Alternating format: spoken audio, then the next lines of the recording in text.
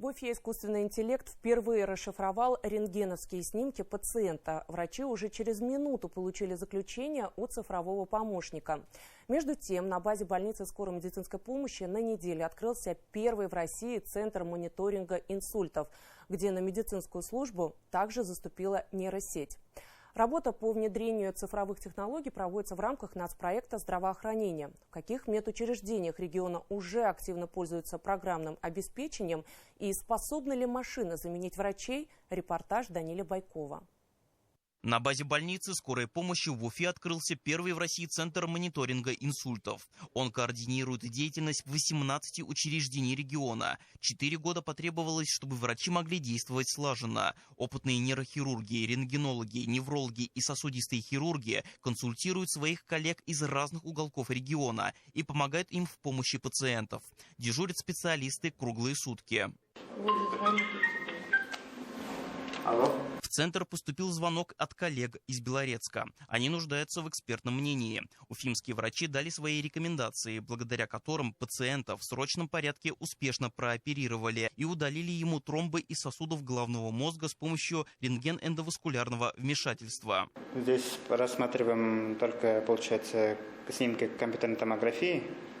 Если это будет ишемический инсульт, мы будем просматривать это через программу Аллея. Если это будет геморрагический, то через радиант. Головной мозг, сосуды шеи. Верным помощником врачей при анализе рентгена стал искусственный интеллект. Компьютерные томографы в сосудистых центрах работают в единой информационной программе и связаны друг с другом. Результаты анализируются автоматически. Анализ одного снимка уходило бы 15-20 минут, чтобы решить, можно там делать хирургическое вмешательство или нет.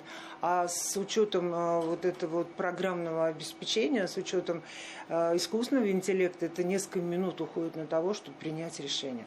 А эти рентгеновские снимки из 21-й городской больницы Уфы впервые расшифровала нейросеть. Искусственный интеллект на одном из них обнаружил патологию сердца. На другом он выявил злокачественные изменения в молочной железе. С помощью платформы МОЗМЕД-ИИ врачи получили медицинское заключение всего за 1 минуту с момента отправки изображения. На платформе размещены несколько десятков решений на основе искусственного интеллекта. Снимок из нашего центрального архива медицинских изображений направляется на платформу МОЗМЕД-ИИ, где происходит его обработка искусственным интеллектом, и обратно к нам, в наш ЦАМИ, в Центральный архив медизображений, возвращается уже размеченный снимок и протокол исследования. Благодаря применению нейросети в медицине у врачей снижается вероятность не заметить патологии у пациентов. Основное слово и заключение за врачом.